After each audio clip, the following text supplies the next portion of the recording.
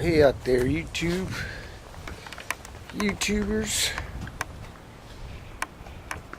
Hey, it is Tuesday. Yeah, Tuesday. It's blazing hot out here. It's supposed to be over 100 degrees today, so that's what, 38 Celsius, 100 degree Fahrenheit. It's about 11 o'clock and it's pretty dang hot. Anyway, last week I cleaned up the truck pretty good, and I noticed my shock bushings were loose. Were loose on the bottom bushings. Anyway, so I went and pulled the shocks off. As you can see here, and the bushings were actually deteriorated. There's nothing left but the sleeve and a little piece of rubber. So I was going to save those, but I must have thrown them away somewhere so you could see them. I was supposed to have a rubber bushing like that. So, alright, got one side on. Piece of cake.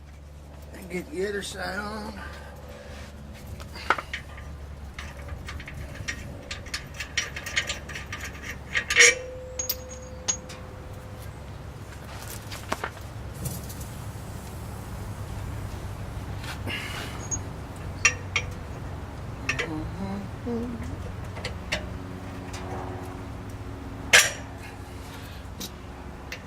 There you have it. How much more easier can this be?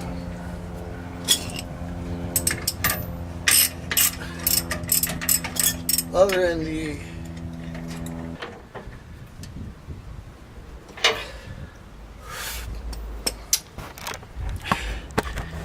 that's what it is. On top, actually that's just a stud with a nut. A little bolt on the bottom. Read real closely right here. It says this end down. You got a little arrow on there.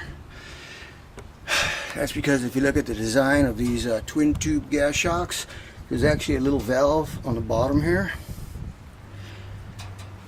So if you flip them upside down, the gas is normally on the top. Okay, so if you flip them upside down, try to run them upside down, instead of liquid passing through the valve here, I don't know, is it a bypass or relief valve? It's on the bottom. But instead of passing liquid oil, you're going to be passing air, and air, not air, but the nitrogen gas is it's not gonna work the way it's intended. You know, gas you can compress, liquids don't compress, so you're just kind of like defeating the purpose of it.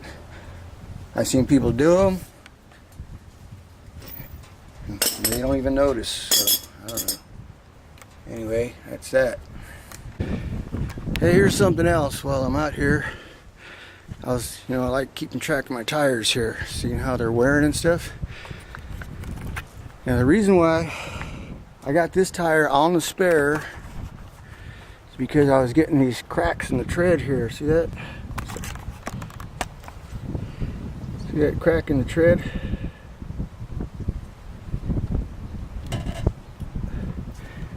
And it's there, smaller one there, and there. It's actually going around the tire. So right here, and there, and there. Why is it cracking like that? I don't know. But I was at the tire shop. I was asking the guy about that, and it was like the owner's son, and he doesn't know shit about tires. I told him, I'm putting this back here because I got these cracks in there. He says, well, it's still a good tire, it's not leaking. And I go, shit, this guy doesn't know nothing about tires. I'm not worried about it leaking. I'm worried about it separating from the body, separating from the tire separation and blowing out on me. That's the only reason why I put that one on the spare. Yesterday I was looking at this tire here. This is my front one. This is still good. And I was noticing some similar cracks in the tread.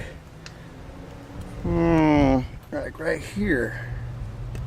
See that? Let me zoom in on that. It's not a cut. There's one there. Where are we at? Where's my finger at? Oh, got one there. No, they're just starting. And down here. And I hope that's not a sign that this tire is going bad. I don't see any others. Got some cuts. Now see, that's a cut right there.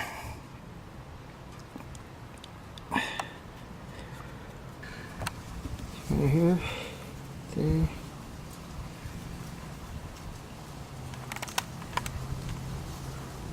And there. And there.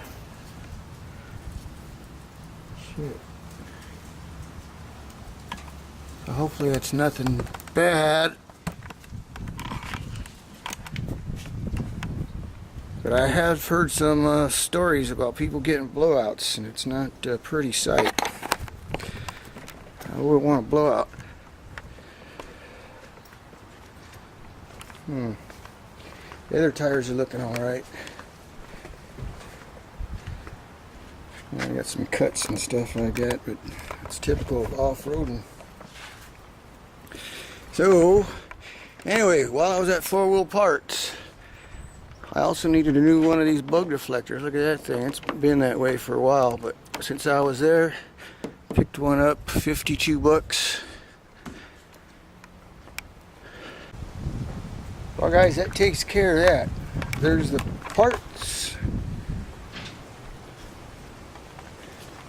There's the new bug deflector. Guys, that was that.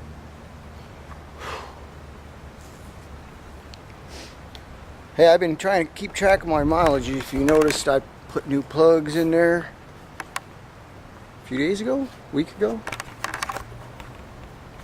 And I don't know, that scan gauge I got, last time I went to the beach, I got 8.5 miles, yeah, 8.5 miles to the gallon going to the beach, and 9.9 coming back from the beach. So that's why I checked the spark plugs, and I put new spark plugs in. I go, maybe I'll help my mileage a little. But today I went to 4-Wheel Parts in Compton. I went to their warehouse. That was a little drive, not that bad, but it's mostly flat land, okay? And I got 11 miles per gallon coming back. So, what is it, the weather? Is it the new plugs? I don't know. I have to test it out again, do some more driving. I was thinking of popping the chip back in there, the jet chip, and doing something like that. I don't know. I would like to go on a trip somewhere. Since I've got the time right now, I hate just sitting around. Don't have a whole lot of money to go on a trip, but I figure I'd just put the fuel bill on my credit card and take off somewhere, as long as I don't break down or anything. I was thinking of going out to coral pink sand dunes in Utah. I think the last time I estimated how much it would take me in fuel, figure about $500 or $600 in fuel.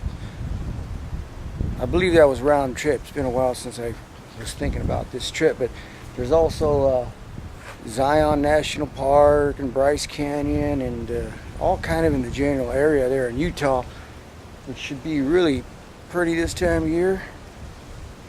Lake Powell, I hear, is pretty. The water level's pretty high. That ought to be cool.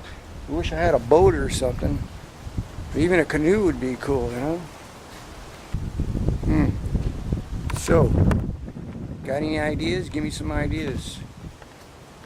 I think the truck's ready to go. Put the top on, load it up with my stuff, and take off for a week or until I run out of money.